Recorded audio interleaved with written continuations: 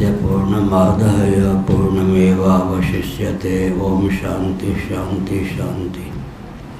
नामापिते च मधुरं मधुरं स्वरूपम्, कर्मापिते च मधुरं मधुरा स्मृतिश्च। बुद्धिं प्रबोधय प्रभो मधुबोध शक्तिं, विद्यां प्रयच्छ परमां परिभावयामि।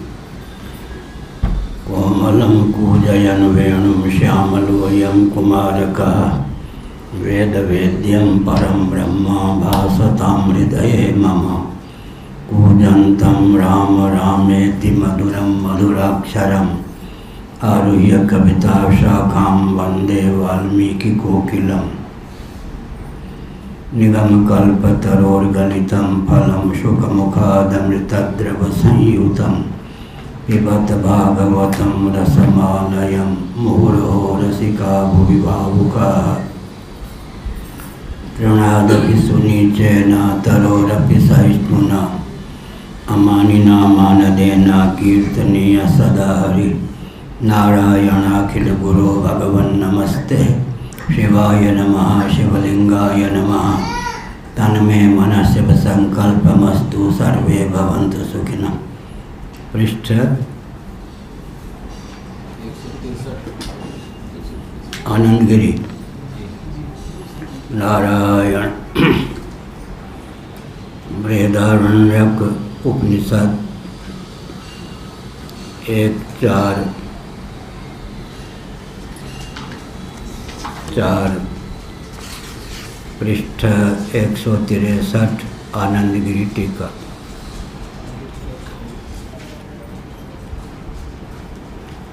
कौन सी पंक्ति है? संगृहीतमर्थम समर्थयते यथेत्यादिना, यथा पूर्ण कर्मोद्भवैः विभक्तैः कार्यकरणैः संयुक्ते जन्मनि सति।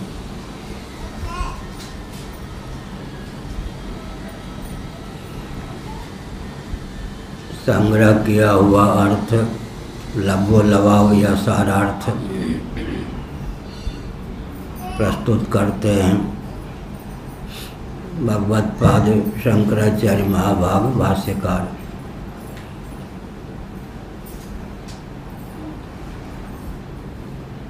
जो पुण्य कर्म होते हैं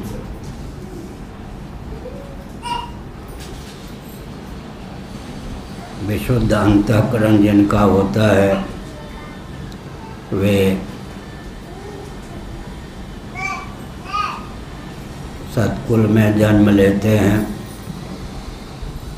आरंभ से ही दिव्य देहेंद्रीय प्राणांतःकरण से संपन्न उनका जीवन होता है। उनके जीवन में प्रज्ञा, मेधा, स्मृति और वैशारद्य की प्रतिष्ठा स्वभाव सिद्ध होती है। इसी प्रकार समझना चाहिए कि कर्म ज्ञान के समुचित अनुष्ठान के फलस्वरूप जिनको कल्प के प्रारंभ में ही प्रजापति शरीर की प्राप्ति हुई, उन्हें आत्मा की ब्रह्मरूपता और ब्रह्म की आत्मरूपता का बोध भी यथा समय प्राप्त हुआ।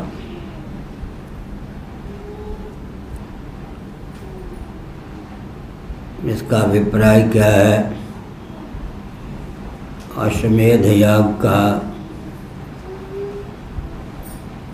अनुष्ठान प्रजापति ने पूर्व जन्म में किया था। अश्वमेध याग सर्वोत्कृष्ट इसलिए है कि उसके अधिदैव साक्षात प्रजापति हैं।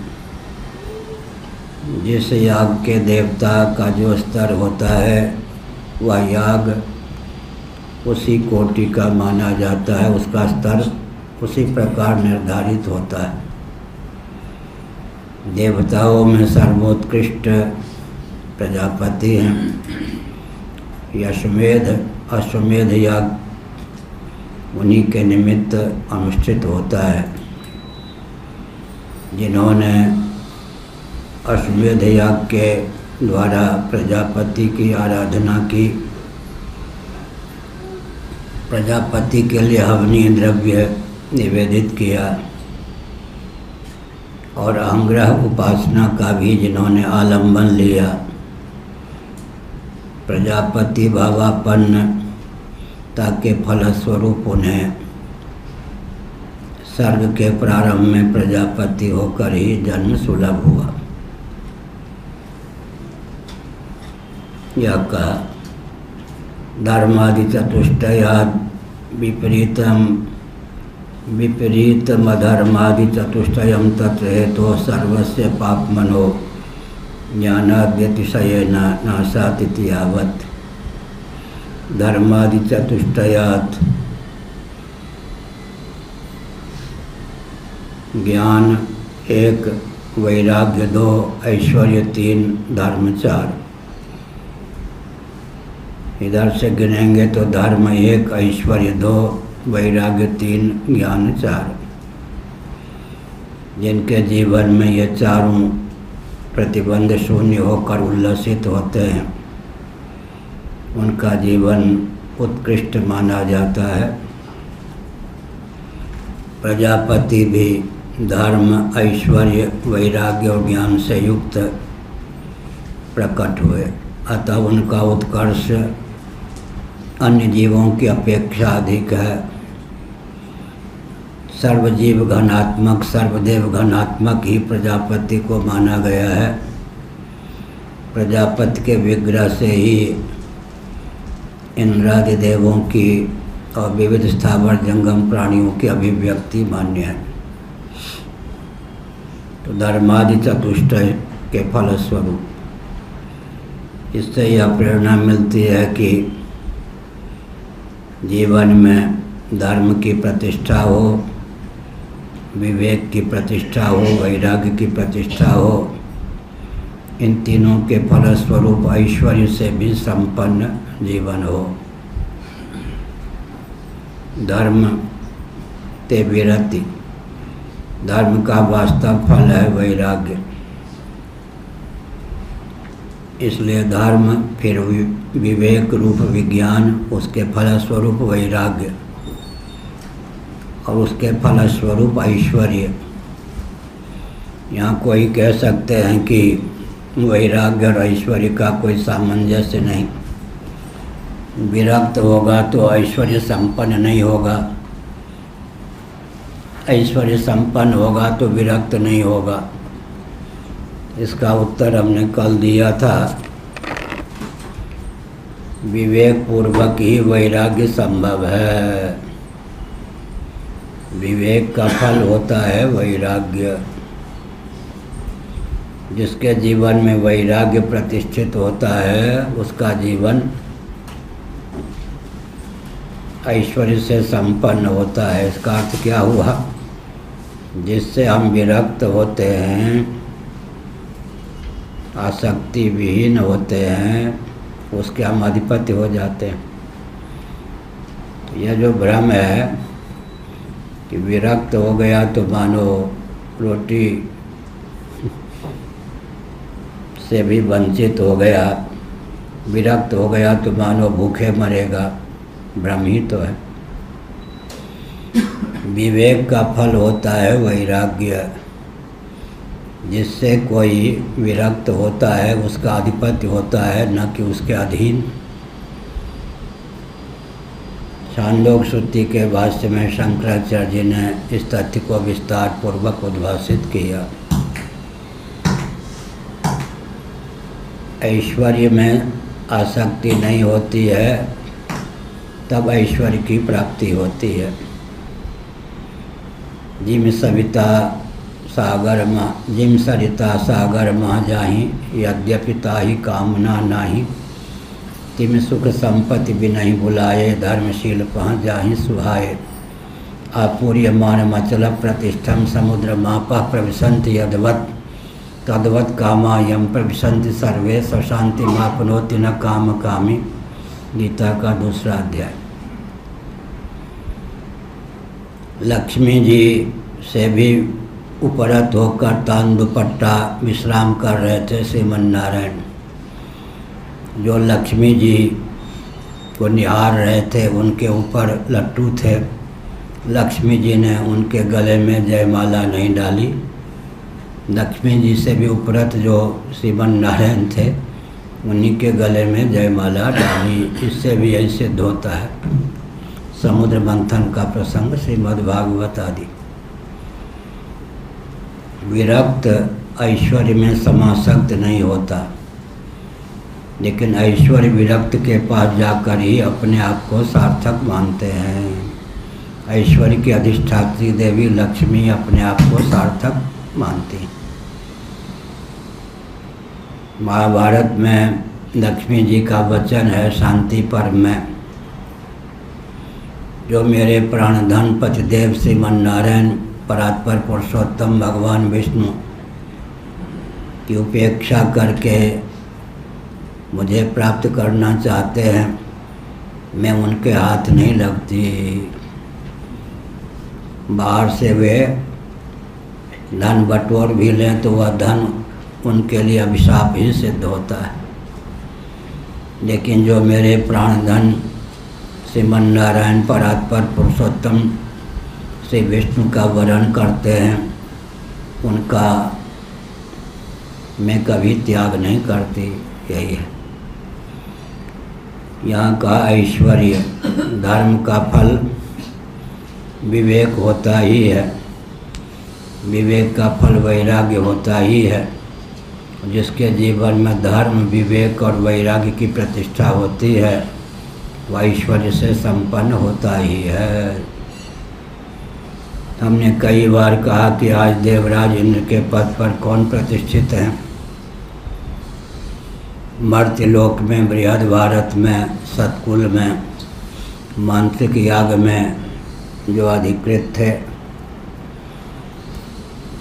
इंद्र पद के अतिरिक्त नीचे के किसी देव पद में, गंधर्व, यक्ष इत्यादि के पद में जिनकी समाशक्ति नहीं हुई, उन्होंने इंद्र पद की प्राप्ति की भावना से इंद्र याग का आलम्बन लिया। उसके फलस्वरूप आज वे इंद्र के पद पर प्रतिष्ठित हैं। आज ब्रह्मा के पद पर कौन प्रतिष्ठित हैं, प्रजापति के पद पर कौन प्रतिष्ठित हैं? जो मर्त्यलोक में, बृहद भारत में, सतकुल में, मांत्रिक याग में अधिकृत थे। अश्वमेध याग का जिन्होंने विधिवत आलम्बन लिया, अहमिति पूर्वक उन्होंने अश्वमेध याग के अधिदैव की उपासना की, उसके फलस्वरूप आज वे अधिदैव स्वयं ब्रह्मा होकर विराजमान है। लगे हाथ यह भी समझना चाहिए कि वेदादि शास्त्रों का आलंबन लेने वाला दाने दाने के लिए मोहताज होगा। यह जो भ्रम फैलाया गया है भ्रम ही है, कूटनीति है, अज्ञता की पराकाष्ठा है। वेदादि शास्त्र सम्मत कर्म और उपासना का आलंबन न लें तो 1% ही श्री लक्ष्मी वैभव सुलभ हो सकती है। वैभव सुलभ हो सकता है, लक्ष्मी सुलभ हो सकती है 1%। भौतिकवादियों को केवल 1% ऐश्वर्य का ज्ञान है। 99% अर्थ का स्रोत विलुप्त है आजकल। क्यों विलुप्त है? वेदादि शास्त्र सम्मत कर्म और उपासना के फलस्वरूप ही 99% अर्थ के स्रोत उद्भासित होते हैं, प्रकट होते हैं, नहीं तो तिरोहित रहते हैं। भौतिकवादियों को, अर्थशास्त्रियों को केवल 1% अर्थ का स्रोत पता है। उसका नाम है पृथ्वी, पानी, प्रकाश, पवन, आकाश। ये पंचभूत ही अर्थ के स्रोत हैं। इनके भी सदुपयोग की क्षमता भौतिकवादियों को प्राप्त नहीं है। ऊर्जा के जो स्रोत वैदिक अवैदिक उभय सम्मत हैं, पृथ्वी पानी प्रकाश पवन, उनको विकास के नाम पर इतना विकृत कर दिया गया है, इतने क्षुब्ध हो गए हैं कि अर्थ न होकर अनर्थ, तारक न होकर मारक बन गए। तो यह भी एक समझने की आवश्यकता है कि वेदादि शास्त्र सम्मत कर्म उपासना को स्वीकार नहीं करेंगे तो अर्थ भी सीमित कर ही रह जाएगा। उसके सदुपयोग की भी क्षमता न होने के कारण श्रीमद् भागवत 11 स्कंद अध्याय 23 के अनुसार द्यूत मध्य 11:23 श्रीमद् भागवत, द्यूत मध्य इत्यादि अर्थ के गर्भ से 15 अनर्थ निकल आते हैं। द्यूत जुआ, लॉटरी सट्टा, ये सब भी जुआ है यानी। द्यूत मध्य इत्यादि 15 अनर्थ अर्थ के गर्भ से टपक पड़ते हैं। श्रीमद् भागवत 11 स्कंद अध्याय 23। अर्थ को अर्थ तभी कहा जा सकता है या अर्थ को अर्थ का रूप तभी प्रदान किया जा सकता है जब उक्त 15 अनर्थों के चपेट से अर्थ को मुक्त किया जा सके। आज विश्व में कोई ऐसा देश नहीं, कोई ऐसे नायक नहीं, प्रधानमंत्री, राष्ट्रपति नहीं, जिनको अर्थ के नाम पर अनर्थ जो हैं उनके चपेट से अर्थ को मुक्त करने की विधा का परिज्ञान हो। श्रीमद् भागवत 11वां स्कंद अध्याय 23 के अनुसार द्यूत मध्य इत्यादि जो अनर्थ के 15 स्रोत हैं उनसे विमुक्त कर दें तब अर्थ का नाम अर्थ है। भारत में एक ऐसा प्रांत है जहाँ के मुख्यमंत्री ने साहस करके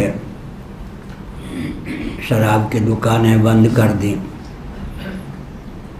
आर्थिक इतना अपकर्ष हो गया कि वो अपने प्रांत को चलाना दुर्लभ समझा। वेतनभोगियों को वेतन देने की क्षमता नहीं रही तो अंत में उनको शराब की दुकान की अनुमति देनी पड़ी। एक दिन में ही अर्थ का स्रोत जो है उन्हें प्राप्त हो गया। यद्यपि वो संत वेश में है लेकिन अंत में शराब के आगे घुटना टेकना पड़ा, जबकि वो शराबी नहीं होंगे। इसका अर्थ क्या है? अनर्थ के जो स्रोत हैं वही आजकल अर्थ के स्रोत हो गए हैं। लॉटरी, जुआ, शराब, ये सब। इसीलिए कहा धर्म से विवेक, विवेक से वैराग्य, वैराग्य से ऐश्वर्य की प्राप्ति होती। 4 हो गए। ससिद्धम चतुष्टयम, धर्म, ज्ञान, वैराग्य और ऐश्वर्य। इनसे संपन्न प्रजापति जन्म लेते हैं।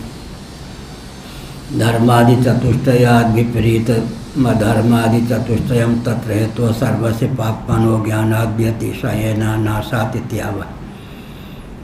धर्मादि चतुष्टय से विपरीत अधर्मादि चतुष्टय, अधर्म हो गया, अनैश्वर्य हो गया, अवैराग्य हो गया और अज्ञान हो गया।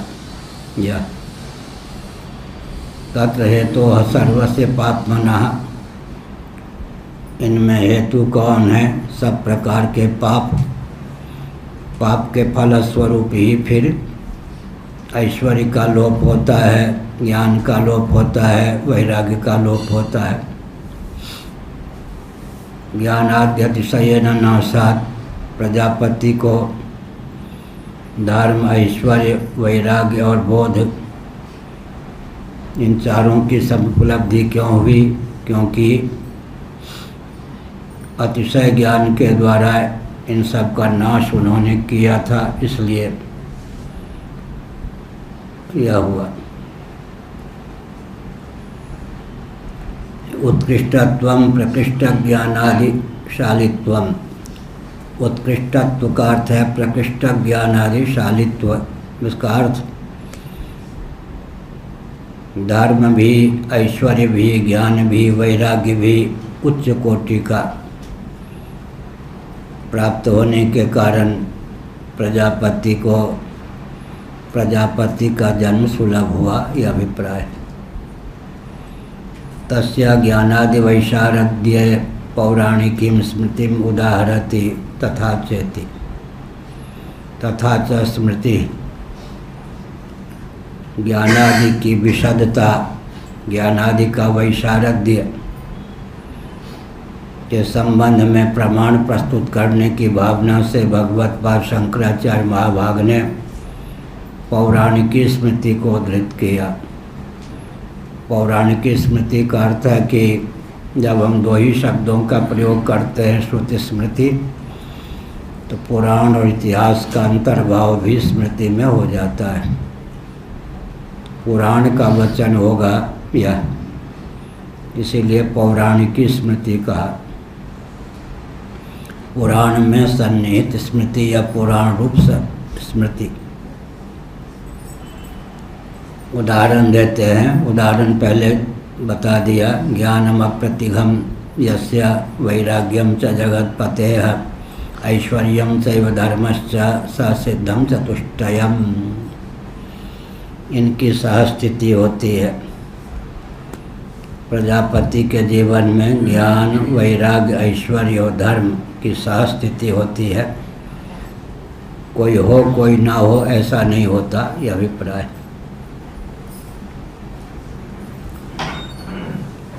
उक्त जन्म फल माह। हाँ, उत्कृष्टत्व प्रकृष्ट ज्ञानादिशालित्व। उत्कृष्ट का अर्थ है प्रकृष्ट, सुपरलेटिव डिग्री, अतिशयता को प्राप्त।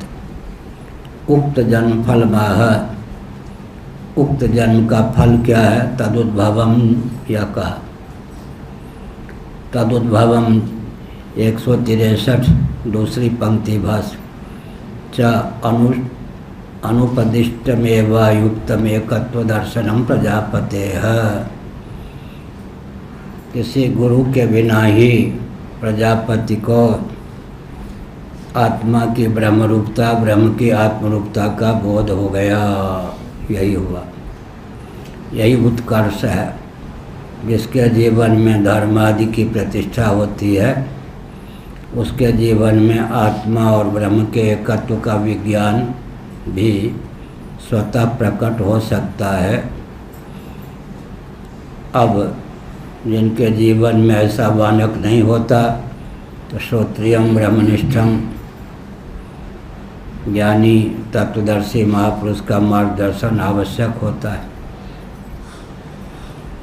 तस्य ज्ञानादि वैशारद्ये पौराणिकीं स्मृतिम् उदाहरति तथा च इति। अप्रतिघम, अप्रतिबद्धम, प्रतिबंध शून्य। अप्रतिघम शब्द का जो प्रयोग किया गया है पौराणिकी स्मृति में, उसका अर्थ है अप्रतिबद्ध, सर्वथा प्रतिबंध शून्य। निरंकुशम इत्येतत्, उसी का नाम है निरंकुश। अंकुश छेड़छाड़ करने वाला, अवरोधक कोई ना हो, वही निरंकुश होता है। व्यवहार में ये निरंकुश हैं, उच्छृंखल के लिए प्रयोग होता है, लेकिन यहाँ प्रशंसा के अर्थ में निरंकुश है। कई ऐसे शब्द होते हैं जो प्रशंसा के भी वाचक होते हैं, निंदा के भी वाचक होते हैं। दिक् धर्मध्वज, रामचरितमानस में निंदा के अर्थ में धर्मध्वज शब्द का प्रयोग किया गया है। दिक् धर्मध्वज, धर्म का पताका ही फैलाता है, धर्म नामक चीज जिसके जीवन में प्रतिष्ठित नहीं है। क्या सुशासन का पताका फैलाना, सुशासन नामक कोई चीज नहीं। ऐसे ही अनुशासन का पताका फैलाना, अनुशासन नामक कोई चीज नहीं। दिक् धर्मध्वज, धर्म के ध्वजा लिए घूमता है, धर्म नामक कोई चीज़ नहीं। लेकिन महाभारत में धर्मध्वज प्रशंसा के अर्थ में भी प्रयुक्त है। आजकल किसी को कह दिया जाए धर्मध्वज हैं ये, तो रामचरितमानस का जानकार होगा तो कहेगा हमको गाली दी इन्होंने, दिख धर्मध्वज। लेकिन धर्मध्वज एक ऐसा शब्द है कि प्रशंसावाचक भी है, निंदावाचक भी। धर्म की ध्वजा फैलाने वाले माने जिनके कारण धर्म की प्रतिष्ठा हो वो धर्मध्वज हो गए। केवल धर्म की ध्वजा फहराने वाले धर्म है नहीं कुछ, बाहरी आडंबर तो दम्भी के जीवन को लेकर भी धर्मध्वज शब्द का प्रयोग होता है। तो सचमुच में धर्मात्मा को लेकर भी प्रशंसा और निंदा दोनों का वाचक शब्द है। अब जिस क्षेत्र में जैसा अर्थ प्रसिद्ध हो जाए। वृंदावन में मैं प्रवचन कर रहा था और यावा जी के यहाँ पूज्य स्वामी अखंडानंद महाराज भी विद्यमान थे, जज स्वामी जी भी विद्यमान थे जो हाई कोर्ट दिल्ली के पहले जस्टिस रहे थे, अवकाश प्राप्त होने के बाद सन्यासी हुए। मैं बोल रहा था, उन्होंने आगे कहा हाँ अब आगे ये कहने वाले आप हैं। हमारे मुंह से निकल गया लाल बुझक्कर आप हैं। तो उत्तर प्रदेश में लाल बुझक्कर का अर्थ होता है मूर्ख, और जहाँ की मेरी मातृभाषा वहाँ का अर्थ होता है ये लाल बुझक्कर हैं। बूझने वाले समझने वालों में लाल माने श्रेष्ठ। लाल बुझक्कर शब्द जो है प्रशंसा के अर्थ में भी है, निंदा के अर्थ में भी। ब्रज में निंदा के अर्थ में है, वो बेचारे ऐसे कर लिए। अखंडानंद जी महाराज बहुत प्रसन्न हुए। बाद में किसी के द्वारा धन्यवाद भेजा कि ये जो वकील थे तब बड़बड़ बोलते थे, जज रहे तो बड़बड़ बोलते, अब रिटायर हो गए तो बड़बड़ बोलते रहते हैं, अच्छी खबर ले ली। हमने कहा हमने तो प्रशंसा की, अब जो कुछ भी है और 4 दिन मिलना जुलना बंद कर दिया उन्होंने। फिर हम उनके पास गए, हमने कहा क्या रूठ गए, घूमने साथ साथ चलते थे, आपने गाली दे दी, लाल बुझक्कर कह दिया। हमने कहा हमने तो प्रशंसा के अर्थ में कहा, आपने जो कुछ कहा होगा जहाँ कहा वहाँ तो सब। बड़ी मुश्किल से तो फिर 15-20 दिन लग गए, धीरे धीरे वो पूर्ववत व्यवहार करने लगे। ऐसे ही धर्मध्वज है, ऐसे क्या लाल बुझक्कर। लाल बुझक्कर माने बूझने वाले समझने वालों में लाल श्रेष्ठ, और कहीं कहीं लाल बुझक्कर शब्द निंदा का वाचक। ये धर्मध्वज है, प्रशंसावाचक भी है, निंदावाचक भी है। ऐसे निरंकुश पर मैंने कहा ये निरंकुश हैं, माने किसी के अनुशासन को मानने वाले नहीं, निंदा परक है। और यहाँ पर अप्रतिघम माने अप्रतिबद्धम निरंकुशम। निरंकुश शब्द का प्रयोग यहाँ प्रशंसा के अर्थ में हुआ। निरंकुश छेड़छाड़ करने वाला कोई नहीं, टांग खींचने वाला कोई नहीं, प्रतिबंधक कोई नहीं, यह अभिप्राय। निरंकुश सिर पर कोई नहीं, तुलसीदास ने कहा निरंकुश। जो कुछ करना हो करो, तुम्हारे सिर पर तो कोई है ही नहीं। निरंकुश शब्द जो है निंदा का वाचक भी है, प्रशंसा का वाचक भी है। किस क्षेत्र में क्या हो जाए। एक बेचारे मध्य प्रदेश में भी जंगल से ब्राह्मण आए थे, जंगल पूर्वाचार्य जी के शिष्य थे, और वो एक गली में भटक गए, काशी की गली में। तो जानकार व्यक्ति भी भटक जाते, बेचारे नहीं। एक महिला आगे जा रही थी, ए भाई भाई भाई, अब आसपास के व्यक्ति डंडा लेके मारने दौड़े बेचारे। अब जिनके साथ ये घटना घटी उन्होंने आके कहा तो हम पिट मरने से बच गए महाराज। थर थर काँपने लगे, क्या अपराध हुआ। वो महिला ने घूर के देखा, पीटो इसको। वहाँ बाई का अर्थ है वेश्या, लक्ष्मी बाई मीरा बाई यहाँ है प्रशंसा। अब बेचारे को मध्य प्रदेश भी जंगल के व्यक्ति थे, ब्राह्मण थे। एक व्यक्ति ने कहा धोती वोती पहने है, पहले कहाँ का है पूछ लेने दो, मारो मत। तो कहा कि भाई हमारे यहाँ तो ये बाई लक्ष्मी बाई मीरा बाई गाली नहीं है। तो कहा भाई दूसरे प्रांत का है, उसके यहाँ प्रशंसा के अर्थ में होता है, वो बचा लिया नहीं तो मारे दिया जाता। तो किस क्षेत्र में कौन सा शब्द किस अर्थ में प्रसिद्ध है। कहीं लाल बुझक्कर माने समझने वालों में श्रेष्ठ, और कहीं लाल बुझक्कर का अर्थ होता है क्या, महामूर्ख। कहीं निरंकुश का अर्थ होता है प्रतिबंध शून्य, एकदम तेजस्विता ओजस्विता की पराकाष्ठा। और कहीं निरंकुश का अर्थ होता है उद्धत उच्छृंखल। तो क्षेत्रीय, इसलिए दूसरे क्षेत्र का व्यक्ति कुछ बोल दे, कहीं बाई का अर्थ होता है वेश्या, कहीं बाई का अर्थ होता है माई, मीरा बाई। उत्कृष्ट अर्थ भी है, अपकृष्ट अर्थ भी है, क्षेत्र का भी प्रभाव पड़ता है। अप्रतिघम अप्रतिबद्धम निरंकुशम इत्येतत् प्रत्येकम संबध्यते। इस प्रकार से प्रत्येकम माने ज्ञान के साथ भी, वैराग्य के साथ भी, ऐश्वर्य के साथ भी, धर्म के साथ ही भी। निरंकुश धर्म, निरंकुश ऐश्वर्य, निरंकुश वैराग्य, निरंकुश ज्ञान।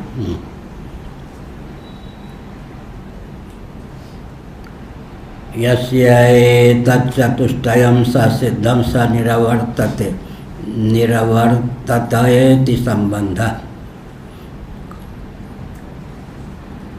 जिसको ये चारों, प्रत्येक का माने प्रत्येक चारों निरंकुश रूप में प्राप्त हों, स सिद्धम, चारों के चारों, इनमें कोई प्रतिबद्ध न हो, चारों के चारों।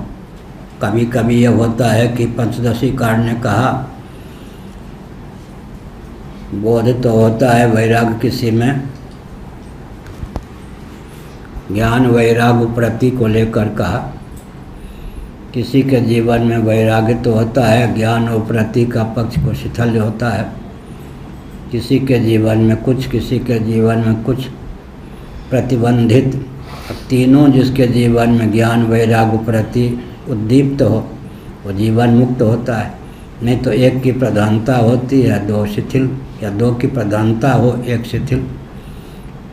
प्रायण सह वर्तन्ते वियुज्यन्ते क्वचित क्वचित पंचदशी। प्रायण सह वर्तन्ते वियुज्यन्ते क्वचित क्वचित। उपरति ज्ञान, उपरति विवेक, वैराग्य, उपरति प्रायण सह वर्तन्ते वियुज्यन्ते क्वचित क्वचित। ये तीनों प्राय एक साथ होते हैं। कहीं कहीं तालमेल भी कम हो जाता है। औरों की तो बात छोड़ दीजिए, भगवान व्यास के लिए लिखा गया। इतिहासकार होना चाहिए कैसा, व्यास जी जैसे। निज निज मुखन कहीं निज होनी। व्यास जी का जन्म कैसे हुआ अगर वो न लिखते महाभारत में तो हम लोग क्या जानते। अपने जन्म का प्रकरण भी लिखा ज्यों के त्यों। इतिहासकार ऐसा होना चाहिए ना। पूज्य स्वामी अखंडानंद जी महाराज कहते थे, ये जो दंडी स्वामी हैं मेरे लिए अपने को भी बकसते नहीं तो हमको क्या बख्शेंगे। इतिहासकार कैसा होना चाहिए। वाल्मीकि जी, वाल्मीकि रामायण के रचयिता ब्राह्मणसी थे। आजकल के वाल्मीकि नहीं, सचमुच में ब्राह्मण थे।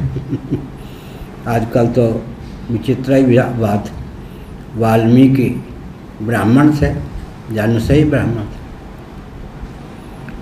तो यह कहा वाल्मीकि नारद घट जोनि कुंभज जी, निज निज मुखन कहीं निज होनी। रामचरितमानस यहाँ कहा। तो व्यास जी ने क्या लिखा, पुत्र विषयक राग तुम्हारा बना रहेगा। सुखदेव जी में, भगवान सुखदेव में पुत्र में राग। हे पुत्र, हे पुत्र, जन्म लेते ही भगे सुखदेव जी, पीछे पीछे व्यास जी, हा पुत्र, हे पुत्र, पुत्र विषयक राग।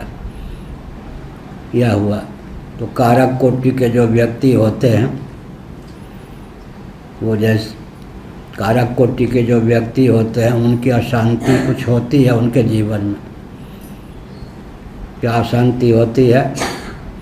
जिस कार्य की सिद्धि के लिए उनका जन्म होता है वो कार्य जब तक सिद्ध न हो जाए तब तक उनके जीवन में अशांति रहती है। क्या वो जो अशांति है वो बेटा बेटी धन मूलक नहीं, समष्टि कार्य की सिद्धि के लिए। हाँ, जैसे कि भृगु जी को क्या ये प्रसिद्ध किसमें है? क्या ये जो पुत्र विषय की आपकी वो भागवत में ही पुत्रेति, हाँ, तन्मयतया यम प्रव्रजंत मनुपेत मपेत कृत्यम द्वैपायनो, ये सब विरह कातर माजुहाव भागवत में। अप्रतिघम अप्रतिसिद्धम निरंकुशम इत्येतत् महाभारत में कथा है, लेकिन ये श्लोक श्रीमद् भागवत का है। अप्रतिघम अप्रतिबद्धम निरंकुशम, कारक कोटि के जो महापुरुष होते हैं, भगवान शिव की आराधना की वेदव्यास जी ने पुत्र रत्न की प्राप्ति के लिए। शिव जी ने कहा बहुत तेजस्वी नहीं, कई पुत्र चाहते हो या विरक्त अत्यंत मेधावी परमहंस कोटि का एक पुत्र चाहते हो? विवेक पूर्वक कहा एक पुत्र चाहिए। क्या चंद्रमा के समान एक पुत्र हो, तारे के समान बहुत नहीं। विवेक पूर्वक ही शिव जी से वरदान मांगा था एक पुत्र हो। वही सुखदेव जी के रूप में प्रकट हुए और सुखदेव जी जैसे पुत्र, अच्छा पिता भी क्या, पिता ऐसे थोड़े कि गृहस्थाश्रम में उलझा देते। पिता स्वयं विरक्त बद्री वन में बेर फल खा के रहने वाले ऐसे उच्च कोटि के तपस्वी ज्ञानी पिता को भी छोड़ के भाग गए। ऐसे पुत्र के प्रति हे पुत्र द्वैपायन, विरह कातर लिखा है, विरह से कातर हो गए। फिर बुला ही लिया, विजय भी नहीं की हुई ना, विजय नहीं की। बरहा पीडम नटवर बपो, इस श्लोक में वो चमत्कृति अपने शिष्यों को भेज दिया जंगल में। बरहा पीडम, इस गान गीत गाओ, कहीं न कहीं मेरा बेटा छिपा होगा। इस श्लोक में वो चमत्कृति है कि इसके अर्थ को जानकर वह ऐसा दुर्लभ तत्व पुरुष श्री कृष्ण मुझे कैसे मिलेंगे, वो फिर आएगा। तुम्हारे पास कहना कि तुम्हारे पिता ने 18,000 ऐसे श्लोक लिखा है, एक दो नहीं, एक ही पर तुम लट्टू हो, तो मुझसे पढ़ने के लिए फिर आ जाएगा। भगे हुए पुत्र को फिर बुला भी लिया किस श्लोक के माध्यम से। बढ़ा पीडम नटवर बपु करुणयो करुणिकारम, भागवत। अप्रतिघम अप्रतिबद्धम निरंकुशम इत्येतत् प्रत्येकम संबध्यते। निरंकुश ऐश्वर्य, निरंकुश धर्म, निरंकुश ज्ञान, निरंकुश वैराग्य हुआ। यस्य एतत् चतुष्टयं स सिद्धं स निरावर्ततेति संबंधः। ऐसा सासिद्ध होना चाहिए, माने एक प्रतिबद्ध ना हो, चारों के चारों पूर्ण रूप से उच्छलित हों, तब ज्ञान भी, वैराग्य भी, ऐश्वर्य भी, धर्म भी हो, ऐश्वर्य भी हो, वैराग्य भी हो, ज्ञान हो, निरंकुश उच्छलित, कोई प्रतिबद्ध न हो। ससिद्धत्व स्मृते सो विभेद इति।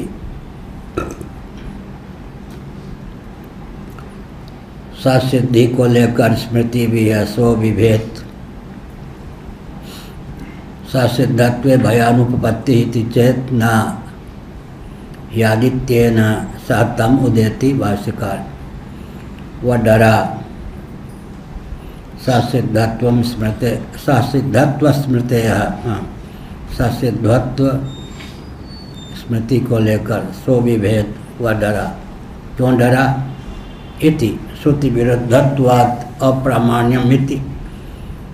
श्रुति विरुद्ध होने के कारण यह अप्रामाणिक है, कहते नहीं। विरोधाधिकरण न्याय न शंकते, विरोधाधिकरण के न्याय से शंका प्राप्त है तीसरी टिप्पणी में।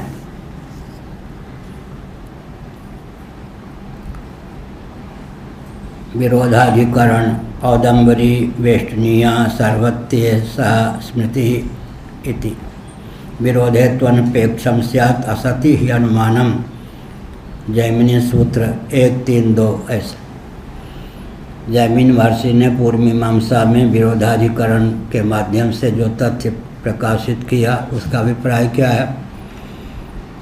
अगर श्रुति स्मृति में विरोध हो, श्रुति की प्रबलता होगी, स्मृति तद अनुकूल लगाई जाएगी। यह नियम। स्मृति और पुराण में विरोध हो तो स्मृति की प्रबलता होगी, पुराण तद अनुकूल लगाया जाएगा, पौराणिक वचन। यह मर्यादा है। लेकिन कहीं ऐसा हो स्मृति का वचन तो है और श्रुति सुलभ नहीं है, तो अनुमान करेंगे कि कोई न कोई श्रुति रही होगी जो आजकल सुलभ नहीं है। भगवान शंकराचार्य पैंगी रहस्योपनिषद का वचन उद्धृत करते हैं, सदैव सत्यम आजकल है ही नहीं, उपलब्ध नहीं। यह है 1180 वेद की शाखाएं होनी चाहिए, 1180 उपनिषद भी होनी चाहिए। एक शाखा को लेकर एक उपनिषद की प्राप्ति होती है। 1180 वेद की शाखाएं कहाँ हैं आजकल? 8-9 केवल हैं। 1180 उपनिषद होने चाहिए, कहाँ हैं? नहीं। फिर 1135, 1131, 80 का अंतर्भाव कर दिया 35 में, 35 का अंतर्भाव कर दिया 31 में, 1131 भी नहीं। तो क्या हुआ? वेद की शाखाओं का विलोप होता जाता। क्यों विलोप होता है प्रफुल्ल जी? ज्यों ज्यों महायंत्रों का प्रचुर आविष्कार और प्रयोग होता है, त्यों त्यों क्या होता है? दिव्य वस्तु और व्यक्ति का विलोप हो जाता है। हवाई अड्डा खूब बना लीजिए, क्या आपत्ति, हम विरोध थोड़े करने जाए। लेकिन ज्यों ज्यों महायंत्रों का प्रचुर आविष्कार और प्रयोग होता है, त्यों त्यों क्या होता है? दिव्य वस्तु और दिव्य व्यक्ति का लोप होता जाता है। महायंत्र प्रवर्तनम किसने लिखा? मनु जी ने, मनुस्मृति 1163। महायंत्र प्रवर्तनम, उपपातक, उपपातक छोटे पातक प्रतिबंध का वर्णन करते हुए मनु जी ने लिखा महायंत्र प्रवर्तनम। महायंत्रों का प्रचुर, यंत्र और महायंत्र में अंतर है। वैकल्पिक प्रज्ञा शक्ति, प्राण शक्ति का आधान जिस यंत्र में कर दिया जाए उसका नाम महायंत्र है। यह परिभाषा भगवत कृपा से हमारी दी हुई है। यंत्र और महायंत्र में क्या अंतर हुआ? क्या हुआ छत्तीसगढ़ वाले? हाँ, ये पीछे महायंत्र किसको कहेंगे? जिसमें प्रज्ञा शक्ति का निरूपण कर दिया जाए, वैकल्पिक प्रज्ञा शक्ति जिसमें चले जाए उसको महायंत्र। ठीक है। उत्तराखंड वाले, हाँ देखो, ये देखो बोलेंगे बिना वेदों के विज्ञान का अनुगमन करके जो चीज़ बनाई जाती है उसे ही महायंत्र कहेंगे। किसका अनुगमन करके? बिना जो हमारे शास्त्र जो विज्ञान। अच्छा, अपनी ओर से परिभाषा बना ली। बैठ, दोनों बैठ। एक वो छूट गए, ये अपनी नई परिभाषा बना ली, दोनों बुद्धिमान। प्रज्ञा शक्ति, प्राण शक्ति। प्राण छूट गए आप में, उनके तो प्राण ऊपर उठ गए छूटे नहीं। एक का प्राण छूट गया, एक में प्राण ऊपर उठ गया। प्रज्ञा शक्ति, प्राण शक्ति का वैकल्पिक आधान किसी यंत्र में कर दिया जाए तो उसी का नाम महायंत्र हो जाता है। कार में इधर चलिए, इधर मत चलिए, इधर ये उधर हो, अपने आप सूचना मिलती रहती है क्या? ठीक। अब मैं नया कंप्यूटर से काम कर रहा था, वो अंग्रेजी में गाली दे दे, ये क्या करते हो? तो विनोद पूर्वक मैं कहता, अरे डांटो मत, ये सामान्य व्यक्ति की उंगलियां नहीं हैं, शंकराचार्य की। तो मैं कंप्यूटर की ओर से बोलता, उंगलियां चाहे शंकराचार्य के हों या भजवा तेली की जो भूल करेगा उसे डांट पड़ेगी। वो मशीन नहीं समझती कि शंकराचार्य की उंगलियां हैं किस अब ऐसा नहीं होता है। पहले एक दिन में एक बार या 3 दिन में एक बार डांट पड़ती थी अंग्रेजी में, क्या करते हो? अब तो मेरे ख्याल में 10-12 साल से कभी डांट नहीं पड़ी हम भी विनोद पूर्वक कहते थे, कंप्यूटर देवी तुम्हें मालूम होना चाहिए सामान्य व्यक्ति की उंगलियां नहीं हैं, ये शंकराचार्य की उंगलियां हैं। तो कंप्यूटर देवी की ओर से मैं बोलता स्वयं, भूल चाहे किसी से हो, शंकराचार्य से क्यों ना हो, भूल तो भूल है, जो भूल करेगा उसे मैं डांटूंगी। लो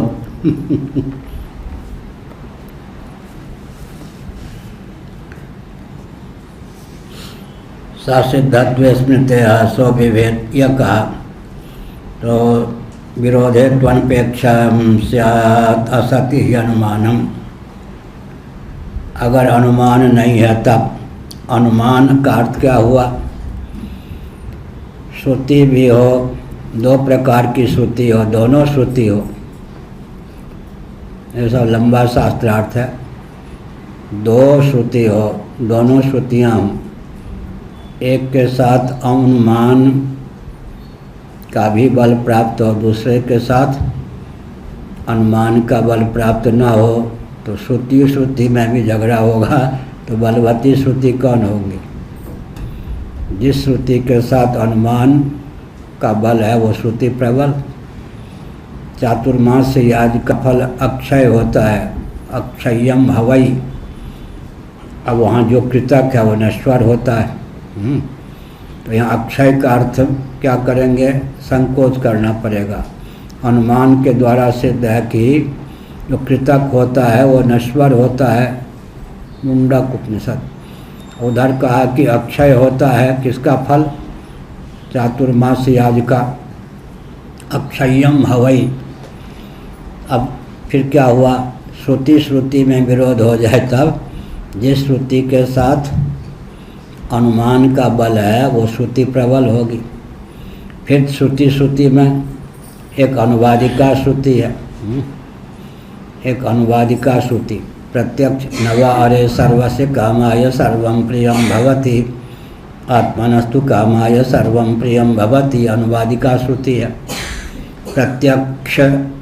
प्रत्यक्ष प्रमाण के बल पर ही यह तथ्य सिद्ध है कि अन्यों में प्रीति आत्मा के लिए होती है, आत्मा में प्रीति किसी अन्य के लिए नहीं होती। तो यह श्रुति हो गई अनुवादिका। इस अनुवादिका श्रुति का फिर तात्पर्य क्या है?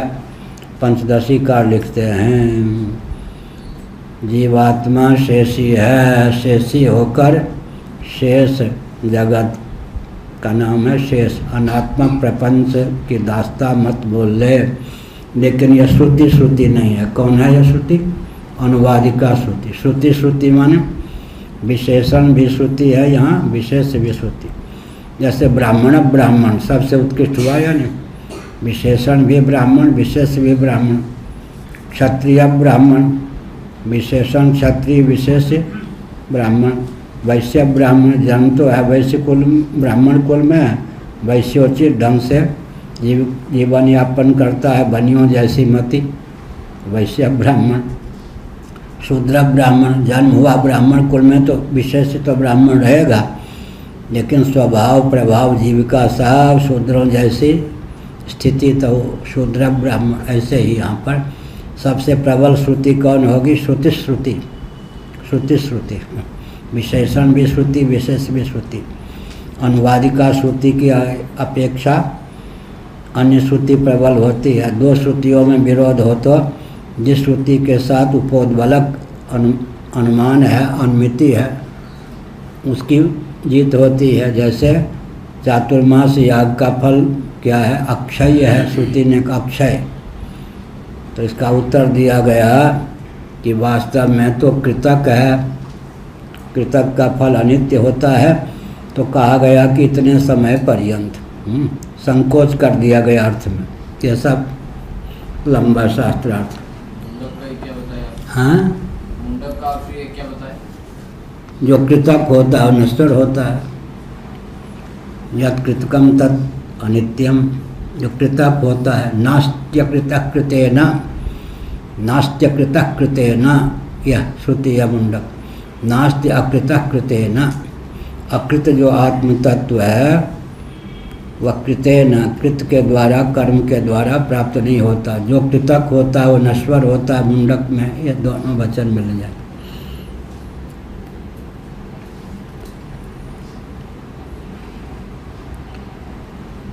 सासिद्धत्व स्मृति सो विभेद इति श्रुति विरुद्धत्वात् अप्रामाण्यमिति। वो डरा या तो श्रुति विरुद्ध है इसलिए अप्रामाण्य है। विरोधाधिकरण न्याय न शंकते, यह पूर्व पक्ष है। विरोधाधिकरण न्याय से शंका प्राप्त है। यहाँ पर यह कहा औदम्बरीय वेष्टनीय, ये सब बहुत शास्त्रार्थ है, फिर पहले आ चुका है ब्रह्मसूत्र में। गूलर के पेड़ औदुम्बर पूरे वेस्टर्न करे, अब कंजूस होगा तो थोड़े से काम चला लेगा वहाँ, वो बहुत शास्त्रार्थ है, पहले ब्रह्मसूत्र पढ़ाते समय हो चुका। गूलर के फल का बहुत महत्व है। ये जो पहले राहत आदि बनाते थे, गूलर की लकड़ी जो पानी में सड़ती नहीं, इसलिए पहले गूलर की लकड़ी के बनाते थे। क्या राहत है दी राहत वो होता ना पानी में, पानी निकालने के। अब वो गूलर की लकड़ी पानी में सड़ते नहीं, उसकी विशेषता है। अन्य लकड़ी सड़ जाए, शीशम आदि भी, गूलर की लकड़ी को जितने पानी में रखेंगे उतनी परिपक्वता हो। और गूलर की लकड़ी क्या पुष्टि होती है क्या? आज ब्राह्मणों के पलाश के दंड और क्षत्रियों के कौन, वैश्यों के कौन। ये गूलर वो जो गूलर वाला है या बट वाला? यही नहीं, बट तो अलग है, गूलर इतना गूलर का फल हो। वो हमने लगाया है। हाँ तो वही गूलर भी इधर उत्तर प्रदेश वाले गूलर इधर कम होते हैं। क्या गूलर के दो भेद हैं। यहाँ जामुन भी उत्तर प्रदेश वाला बिहार वाला कहाँ होता है, अलग होता है। अलग होता है। यहाँ का जामुन भी अलग, जो अपने यहाँ प्रयाग में जो जामुन है वो यहाँ कहाँ होता है। छत्तीसगढ़ से मंगवा के यहाँ गूलर लगवाया है। बढ़िया है। गूलर फल समान तब लंका कहा ना, गूलर फल, एक फल में 50 कीड़े होते हैं, इसलिए गूलर सीधे नहीं चबाना चाहिए। गूलर का जो पका हुआ फल होगा, अब कहाँ से बाहर से थोड़े प्रवेश करते हैं, उसमें क्षमता, उसमें पचारे उड़ने वाली पतंगे होते हैं। गूलर पका हुआ हो तोड़ करके हवा में रख दे थोड़ी देर, और जब कीड़े हट जाएं तब पावे, नहीं तो सब 50 कीड़े भोजन बन जाएंगे। देखा है कहाँ क्या? और गूलर में जो पतंगे हो तो देखा है, छोटे छोटे होंगे, बड़े आप जैसे बड़े थोड़े होंगे ठीक। इनके पिताजी एक बार चूर्ण बना के लेके आए थे। कौन? निकेश जी के पिताजी। हाँ, वो चूर्ण, गूलर का चूर्ण बहुत होता है बढ़िया। ऐसे बट का चूर्ण, बट के शक अपने बनवाए हैं ना, हमारे यहाँ तो अमृत भी बनवाया है बहुत। ये जो वो है पीछे कौन, पीछे कौन है? सुरेश जी ने बनवाया था प्रयाग में किसी से। हाँ, वो और भी लेके आ रहे हैं अभी, कल मेरी शुक्ल जी। अब हमारा तो अमृत भी दे दो, 2-3 दिन पाया, फिर इतने दवाएं सब बेकार। सामने भी कोई चीज़ रहे तो एक दिन में 3 बार पा लेंगे, अब 13 दिन तक ध्यान भी नहीं। हम आप अपनी दुनिया अभी चले कम से कम दवाएं व्यर्थ इतनी होंगी क्या? 2 दिन 3 दिन पाने के बाद अपनी दुनिया ऐसी, अपनी विचित्र दुनिया में रहते हैं। हो गया। ससिद्धत्व स्मृत स्वविभेद अविभेद व डरा इति श्रुति विरुद्धत्वात् अप्रामाण्यमिति। श्रुति विरुद्ध होने के कारण अप्रामाण्य है, विरोधाधिकरण न्याय से। सत्य व सहजे ज्ञाने स्वहेतु भयमपि स्यातिति चन्ना इति। सत्य व सहजे ज्ञाने स्वहेतु। चौथी टिप्पणी इसमें दी गई वाक्य से स्वस्य भयस्य हेतु अज्ञानात् का नहीं, यहाँ अज्ञान के कारण भय हुआ। किसको हुआ? प्रजापति को। भय का निवारण क्या गुरु ने किया? स्वतः विवेक पूर्वक भय का निवारण भी हो गया। पहले वो डरा, फिर सोचा मैं डरता किससे हूँ, मेरे अलावा तो कुछ है ही नहीं, सर्वजीव घनात्मक सर्वदेव घनात्मक हूँ, तो डर हुआ तो अज्ञान से हुआ, लेकिन उस डर का भय का अपनोदन भी स्वरूपानुसंधान के बल पर स्वयं कर लिया। यह अभिप्राय।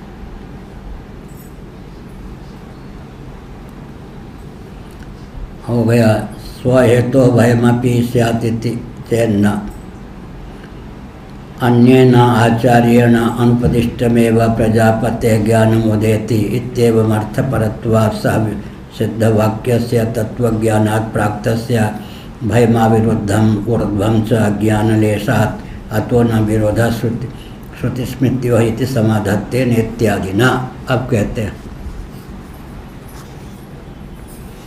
अन्येन आचार्येण अनुपदिष्टमेव, किसी अन्य आचार्य के द्वारा, माने अपने अतिरिक्त कोई गुरु के द्वारा उपदिष्ट न होने पर भी प्रजापति के जीवन में ज्ञान का उदय हो गया, या ज्ञान का उदय होता है। आगे जो प्रजापति होंगे उनकी भी यही दशा होगी। अन्य न, क्यों? प्रजापति का पद मिले तो लोगे? वो क्या है, उत्तराखंड वाले, देखो क्या बोलते। नहीं, कौन सा पद लोगे? कैवल्य मोक्ष। अरे हाँ, बढ़िया, तब तो ठीक है। कैवल्य मोक्ष का अर्थ क्या होता है? आत्मा और ब्रह्म का एक।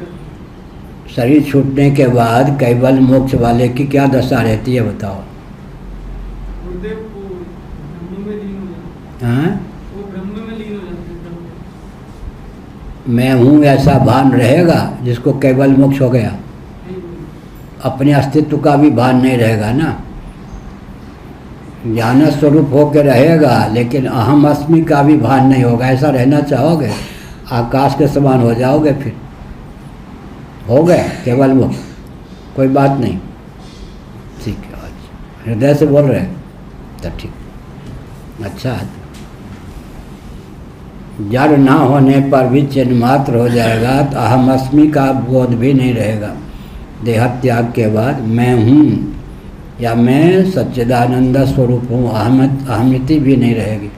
बस चिन्ह मात्र रहेंगे, लेकिन होगा आकाश जैसे। जैसे आकाश को अहमिति का बोध नहीं है, ऐसे ही वहाँ अहमिति की कल्पना भी नहीं होगी। चाहिए तो अच्छी बात। सात सिद्धत्व स्मृति है, वहाँ सत्संग भवन कुछ नहीं, भजन बस सच्चिदानंद मात्र होकर शेष रहता है। मैं सच्चिदानंद हूँ ऐसी वृत्ति भी नहीं रहती। फिर हो गया सत्य सत्यव सहजे ज्ञान स्वहेतु भयमपि स्यात् इति चेन्न अन्येन आचार्येण अनुपदिष्टमेव प्रजापते ज्ञानमुदेति। अन्य किसी आचार्य के द्वारा उपदेश न करने पर भी प्रजापति को ज्ञान उत्पन्न होता है। ये तो बड़ी विचित्र बात है। वहाँ लड़ाई करने के लिए नहीं मिलेगा कोई, युद्ध करने के लिए पहला तो चाहिए इनको यही। क्या चाहिए युद्ध के लिए? युद्ध के लिए कोई बात नहीं। गाढ़ी नींद में युद्ध कर सकते क्या? और स्वप्न में? सपने में होता है। स्वप्न अवस्था लोगे या गाढ़ी नींद? गाड़ी नहीं। गाढ़ी नींद मैंने युद्ध भले ही कर लेते हैं, उसमें राग नहीं है। क्या क्षत्रियोचित स्वभाव से युद्ध हो जाता है? राग नहीं है युद्ध में, स्वभाव सिद्ध है।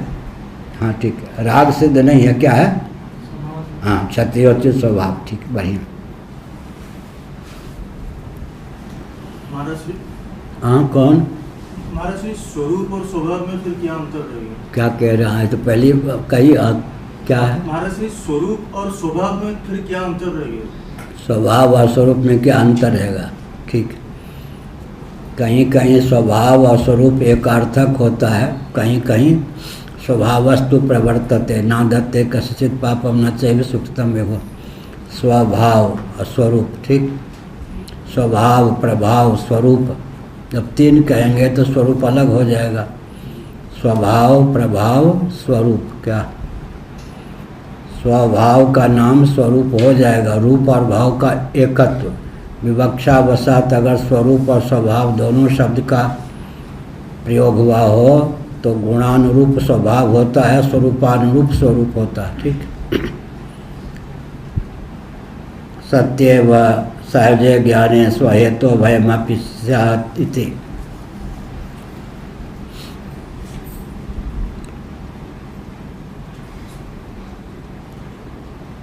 अन्येन आचार्येण अनुपदिष्टमेव प्रजापते ज्ञानमुदेति। किसी अन्य आचार्य के द्वारा उपदिष्ट न होने पर भी प्रजापति को ज्ञान हो जाता है अपने एकत्व का। इत्येवम् अर्थपरत्वात् ससिद्ध वाक्यस्य तत्वज्ञानात् प्राप्तस्य भयमाविरुद्ध ऊर्ध्वं च ज्ञानलेशात् ततो न विरोधः श्रुतिस्मृत्योः इति समाधत्ते इत्यादिना। यहाँ श्रुति स्मृति में कोई विरोध नहीं है। प्रमत्तता की दशा में भय, फिर आलोचना के द्वारा, समीक्षा के द्वारा, जब मेरे अतिरिक्त कोई अन्य है ही नहीं तो भय क्यों। इस प्रकार से भय की निवृत्ति भी हो गई, अज्ञान भी हुआ, अज्ञान भी हुआ। इसका अर्थ क्या हुआ? अज्ञान तो आ गया, पूर्वाभ्यासेन ह्रियते ह्यवशोपिसा, ऐसे। और ज्ञान के द्वारा पंचदशी में आया है। दृढ़ आत्मबोध जब तक नहीं होता तब तक पूर्वाभ्यास से देह इंद्रिय प्राण अंतःकरण के अनुरूप आत्मबुद्धि का उदय हो जाता है। उसका अपनोदन फिर क्या करना चाहिए? गुरु के द्वारा जो प्राप्त श्रवण है उसका आलंबन लेकर उसका निरसन करना चाहिए। क्या साधक के जीवन में द्वंद्व की स्थिति रहती है। पूर्वाभ्यास के द्वारा अध्यास हो जाता है, फिर क्या करे? वो जो उपदेश प्राप्त है उसका अनुस्मरण करके अध्यास पर पानी फेरता रहे, फिर जा कर के ज्ञान दृढ़ हो जाता है। ऐसे ही तो आखिर ज्ञान भी था, अज्ञान भी था। अज्ञान के कारण क्या हो गया? भय हो गया। फिर प्रजापति ठहरे, वो जो एकत्व के अनुस्मरण के बल पर उस भय का निवारण भी हो गया। कौन बोल रहा? हाँ, सृष्टि काल में यदि आकाश तक हम देखते हैं तो आकाश संभूता, उसके बाद में आकाशात वायु, तो इसमें तो क्रम है इन सब के पंचभूतों के उत्पत्ति काल में भी भेद आएगा। क्रम से होगी तो आकाश पहले फिर ये, लेकिन ईक्षण में जो प्रतिज्ञा है वहाँ पर जो कि कारण को ही मानेंगे, कारण ब्रह्म को ही मानेंगे ईक्षण करता, तो माया की जो अभिव्यक्ति है अव्यक्त की प्रलय काल के बाद में, वो ईक्षण काल में एक साथ ईक्षण मैंने माया जो अभिव्यक्त होती है भगवान से, वो ईक्षण का काल और अभिव्यक्ति का काल एक ही मानेंगे, या फिर अगर अभिव्यक्त होगी तो पृथक से उसके लिए भी एक संकल्प की आवश्यकता पड़ जाएगी? महाप्रलय में माया जो है स्वरूपभूत ब्रह्म से एकीभूत होकर रहती है। महासर के प्रारंभ में गोपाल उत्तर तापनी उपनिषद के अनुसार, गोपाल उत्तर तापनी उपनिषद के अनुसार ब्रह्म से व्यक्त हो जाती है। जब व्यक्त हो जाती है, अपने पास उदाहरण है, गाढ़ी नींद में बुद्धि हम लोगों से एकीभूत होकर रहती है या नहीं? ऐसे वहाँ माया ब्रह्म से एकीभूत होकर रहती है। जगने पर क्या है? कहो चुलबु ओ क्या, नींद जब टूटती है पहले बुद्धि जगती है या मन जगता है?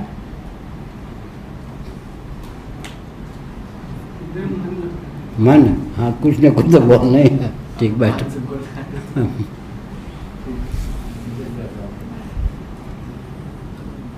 गाढ़ी नींद टूटने पर बच्चों में अंगड़ाई लेने की क्षमता ज़्यादा होती है, यूँ यूँ करते हैं। 99 का चक्कर आ जाता है तो एक ही साथ भी बेटा कहाँ, बेटी कहाँ, व्यवसाय कहाँ। तो गाढ़ी नींद में पहले, गाढ़ी नींद से टूटने के बाद क्या होता है? न पहले बुद्धि न मन, एकदम अव्यक्त की अवस्था होती है, उच्छूनावस्था। इसका नाम उच्छूनावस्था। क्या? चना जौ मटर को क्या करें? एक पात्र में पानी भर के रख दें, अंकुर होने के पहले उसकी क्या दशा होती है? उच्छूनावस्था, फूला हुआ बीज। एक है अत्यंत शुष्क अवस्था, एक है उच्छूनावस्था, उसके बाद अंकुरावस्था, फिर क्रम से कुछ होता है। शुष्क अवस्था और अंकुरावस्था के बीच में कौन सी अवस्था है? उच्छूनावस्था। पहले उच्छूनावस्था नींद टूटने के बाद होती, उसके बाद अंकुर, फिर अंकुर में भी क्रम है, पहले बुद्धि, फिर पहले अहम का उदय होगा, फिर इदम का। तो बुद्धि में अहम का अंतर्भाव कर लेंगे विज्ञान में तो उसकी दृष्टि से, तो पहले बुद्धि उदित होगी, फिर मन उदित होगा। मन का उदय बुद्धि के उदय के बाद में होता है, ये क्रम हो गया। तो अन्येन आचार्येण उपदिष्टमेव प्रजापते ज्ञानमुदेति, अन्य किसी आचार्य के द्वारा उपदेश न प्राप्त होने पर भी प्रजापति को ज्ञान उत्पन्न हो जाता है। स्वयं ही समीक्षण करने पर, समीक्षा करने पर प्रजापते ज्ञानमुदेति। ऐसे श्वेताश्वतर उपनिषद में भी बहुत बढ़िया प्रकरण है। ऋषि लोग बैठे, कभी कभी क्या होता है, किसी भी समस्या का समाधान गोष्ठी के माध्यम से निकलता है, व्यक्तिगत नहीं निकल पाता। वो कौन सी शैली है? श्वेताश्वतर उपनिषद की। श्वेताश्वतर 4-5 ऋषि बैठ गए, एक प्रश्न उठा दिया, किम कारणम, जगत का कारण कौन हो सकता है? किसी ने कुछ कहा, किसी ने कुछ कहा, किसी ने कुछ कहा, फिर उसकी समीक्षा की गई। इन्होंने जो कारण कहा है उसमें या तो त्रुटि है, इन्होंने जो कहा इसमें ये त्रुटि, मैंने जो कहा इसमें ये त्रुटि। तो छानबीन करने पर फिर क्या हो गया, जो सबको नहीं मालूम था वो सबको हो गया। समाधान सबके हृदय में था लेकिन अभिव्यक्त नहीं था, इसलिए गोष्ठी का मत हुआ या नहीं? गोष्ठी का महत्व जानना हो तो कौन सी उपनिषद पर है? श्वेताश्वतर उपनिषद, हिंदी अनुवाद सहित गीता पे से प्रकाशित। इसका अर्थ मिल करके किसी के मस्तिष्क में जो समस्या का समाधान नहीं, गोष्ठी के माध्यम से प्रकट हो जाता है समाधान। एक ने ये कहा, एक ने ये कहा, एक ने ये कहा, एक ने ये कहा, छानबीन करके फिर वास्तविक तत्व तक, तथ्य तक पहुंच जाते हैं। इसलिए गोष्ठी का बहुत महत्व है। गोष्ठी शब्द कहाँ से बना? गाय से। वंश वंश बांस से ऋषियों ने कितना लिया? बांस का वंश चलता है या नहीं? वंश परंपरा में वंश शब्द कहाँ से ऋषियों ने लिया? बांस से। देखते निकल आवे किल्ला ऐसे। तो वंश वृद्धि, वंश शब्द कहाँ से लिया? बांस से शिक्षा ले ली दत्तात्रेय जी की शैली में। गोष्ठी गाय से, गाय की गोष्ठी होती। विचार गोष्ठी में, गोष्ठी शब्द है या नहीं? रात में क्या करते हैं, सब बच्चों को इधर सब सो जाते, खून एकदम मादा जो गायें होती हैं वो रक्षा के लिए तैनात हो जाती, अपने व्यूह रचना कर ले। ऐसे सरयू नदी के किनारे में था, पैदल यात्रा में अकेले। अब वो ब्राह्मण घर के थे, गांव के बच्चे लोग, 11 साल 10 साल के वो चरवाहे, उनकी गायें, उनके बैल सरयू उस पार 1.5 किलोमीटर दूर, इधर तो बस्ती थी, गांव था, उधर चारे थे, वो सब गायें गईं। ऐसा कोई गुल्ली डंडा खेलने, कुछ खेलें, सब थे ब्राह्मण घर के। हमने पूछा तो हमने कहा कि वो गायें गई हैं, बैल गए हैं, तुम यहाँ खेलते हो? हाँ। तो हम कैसे जाएंगे, हम तो डूबे जाएंगे। तो फिर वो सब अपने आप आ जाएंगे ना, चारा चर के। तो हम वहाँ बैठे रहे जंगल में, भूखे वो तो थे ही सरयू तट पर। फिर हमने देखा कि 1.5 किलोमीटर 1 किलोमीटर दूर उस पार उन्होंने क्या किया, व्यूहरचना की। बूढ़े सांड, बूढ़े गाय सबको बीच में रखा, छोटे छोटे बछड़े बछिया बह न जाए, बीच में रखा। तो तगड़े तगड़े सांड थे, गायें थी, ऐसे व्यूह रचना कर दी अगल बगल, अगर वो धार में बहने लगें तो उनसे टकरा के बच जाएं। एक भी गाय बछड़े कोई बैल नहीं जल इस पार सब आ गए। उन्होंने कहा देखा बाबा कैसी गोष्ठी होती है, उनको कितना विवेक होता है। ऐसे रात में जो जंगल में गायें रहती हैं, पहरे के लिए गायें, बाकी सब विश्राम कर रहे, वो चारों ओर व्यूह बना लें, शेर भी आवे तो जूझ जाए। तो गोष्ठी शब्द की प्रवृत्ति कहाँ से हुई? गाय से शिक्षा ली, वंश परंपरा में बांस से। ऐसे यह हुआ अज्ञान लेशा तत्व न विरोधा, अज्ञान लेश के कारण उनको भय हो गया, फिर विचार के द्वारा भय की निवृत्ति हो गई। ज्ञानोत्पत्ति है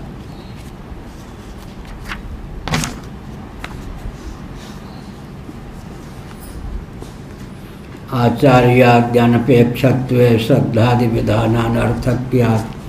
प्रजापति को तो कोई गुरु मिला नहीं, गुरु थे ही नहीं, अकेले थे सर्वजीव घनात्मक, सर्वदेव घनात्मक।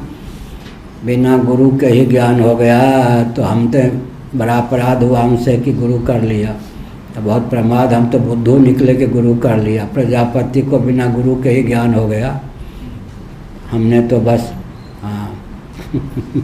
भूले कि हम भी बिना गुरु के ही भवसागर तर जाते। यह कहा आचार्याद्यनपेक्षत्वे श्रद्धादि विधानान अर्थक्यात्। फिर श्रद्धावान लभते ज्ञानम तत्परा संयतेन्द्रिया श्रोत्रियम ब्रह्मनिष्ठम।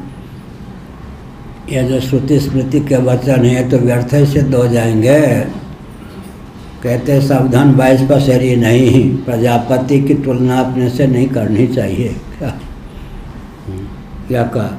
श्रद्धादि विधानान अर्थक्यात् अनेक श्रुति स्मृति विरोधस्यातिथि संकते।